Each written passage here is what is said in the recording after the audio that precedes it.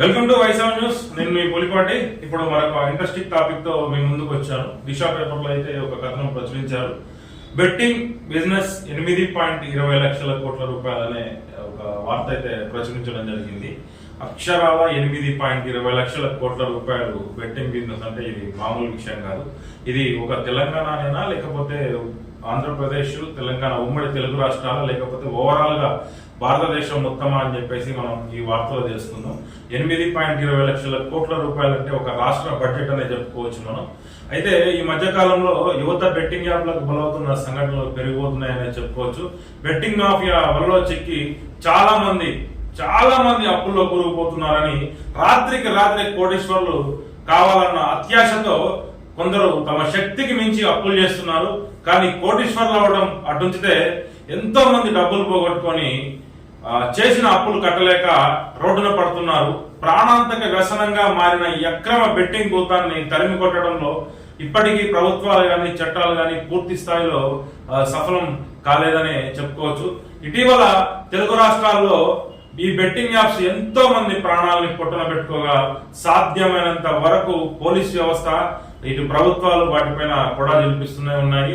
అయితే గతంతో పోలిస్తే గత కొన్ని నెలల కాలంలో ఈ బెట్టింగ్ యాప్లను సోషల్ మీడియా ఇన్ఫ్లుయెన్సర్లు ఎవరైతే ఉన్నారో వాళ్ళు తమ స్వలాభం కోసం భారీగా ప్రచారం కల్పించి వాటి ఫలితాలను అంచనా వేయకుండా క్షణాల్లో వేలాది సొమ్ముని గెలవచ్చంటూ వీడియోలు చేస్తూ సామాన్యులను ప్రభావితం చేసే విధంగా వాళ్ళ వీడియోలు అయితే చేయడం జరిగింది.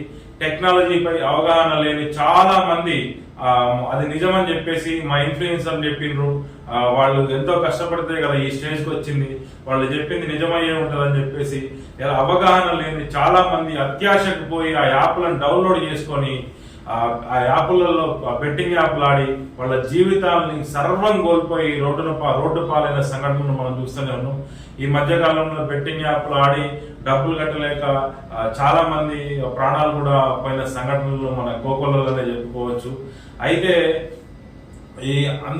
ఇలాంటి డిజిటల్ ఏదైతే మౌలిక సదుపాయాలు అందుబాటులో ఉండడం, ప్లాట్ఫామ్ల వినియోగము, అథ్లెటిక్ ఈవెంట్లపై వృద్ధితో ఈ రంగంలోకి నిధుల ప్రవాహం అధికమవుతుంది. నియంత్రణలు ఉన్నప్పటికీ మన దేశంలో అక్రమ బెట్టింగ్ యూద వ్యాపారం వేగంగా పెరుగుతుందని మనం చెప్పుకోవచ్చు. ఇప్పటికే Indian premier league IPL 2025 season ప్రారంభమైంది. ఈ ఐపీఎల్ సీజన్ కారణంగా ఎంతో మంది ఈ ఐపీఎల్ సీజన్ కారణంగా దేశంలో ఆన్లైన్ అక్రమ బెట్టింగ్లు యాప్ల ఆదాయం మళ్ళీ ఆల్ ఇండియా గరిష్ట స్థాయికి చేరుకోవచ్చని నిపుణులైతే అంచనాలు వేస్తూ హెచ్చరిస్తున్నారు. ఈ అంచనాల ప్రకారం సాధారణంగా దేశంలో 15 కోట్ల మంది తరచుగా బెట్టింగుల్లో పాల్గొంటారు. ఈ ఐపీఎల్ సమయంలో ఈ సంఖ్య ఎక్కువగా ఏకంగా 39 కోట్ల వరకు చేరుకుందని నివేదికలు అయితే చెప్తున్నాయి. ఈ బెట్టింగ్ యాప్ల మార్కెట్ 8.20 లక్షల కోట్లు దాటనుంది. ఈ బెట్టింగ్ యాప్లు 30% వార్షిక వృద్ధి రేటుతో పెరుగుతున్నాయి. కేవలం 4 బెట్టింగ్ ప్లాట్ఫామ్లు, అది పరిమ్యాన్, స్టేక్, ఎక్స్పెక్ట్, బ్యాటరీ బెట్ యాప్లు 2024 అక్టోబర్ డిసెంబర్ల మధ్య వాటి వృద్ధి అయితే దాదాపు 3 నెలల్లో 160 కోట్ల వెబ్సైట్ విజిట్స్ అందుకున్నాయని నివేదిక అయితే పేర్కొందని చెప్పొచ్చు.